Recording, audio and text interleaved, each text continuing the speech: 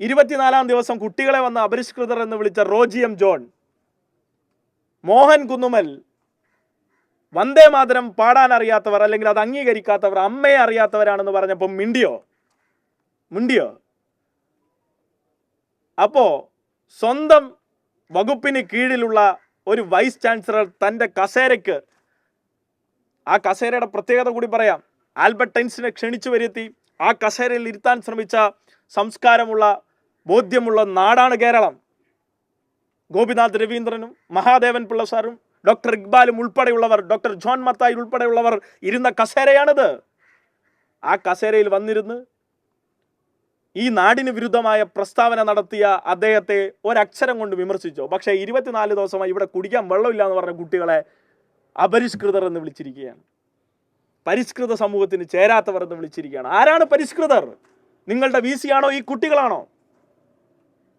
ആരാണ് പരിഷ്കൃതർ? തീരുമാനിക്കേണ്ടത് മന്ത്രിയാ. മന്ത്രി പറയട്ടെ. മന്ത്രി പലതിനും ഉത്തരം പറയുന്നില്ല. എന്നിട്ട് FIR ചാർജ് ചെയ്തു. ഞങ്ങളിൽപ്പെട്ട 4 പേരെ അറസ്റ്റ് ചെയ്തു. 4 പേരെ അറസ്റ്റ് ചെയ്തതും പോരാഞ്ഞിട്ട് ആ FIR മെയിൽ അയച്ചതിൻ്റെ ഭാഗമായി ആ ഒരു പ്രാഥമിക അന്വേഷണം പോലും നടത്താതെ FIR-ന്മേൽ അറസ്റ്റ് ചെയ്യുകയാണ്. റിമാൻഡിലാണ് ആ കുട്ടികൾ. എന്ത് കുറ്റാണ് ചെയ്തത്? അതിലൊരാൾ പഠിക്കുന്നത് MG സർവകലാശാലയിലാണ്. ഉടനെ MG സർവകലാശാലയുടെ VC-യുടെ ഓഫീസിൽ നിന്ന് അയാൾ പഠിക്കുന്ന ക്യാമ്പസിലേക്ക് ഒരു കത്ത് വരുന്നു. സംസ്കൃത സർവകലാശാല VC-ക്കെതിരെ ഇയാൾ പ്രവർത്തിച്ചിരിക്കുന്നു, ഇദ്ദേഹത്തിൻ്റെ അക്കാഡമിക്സിൽ ഇടപെടേണ്ടി വരും. എന്താണ് കേരളത്തിൽ നടക്കുന്നത്? സംഘപരിവാറിൻ്റെ ഫാസിസമോ?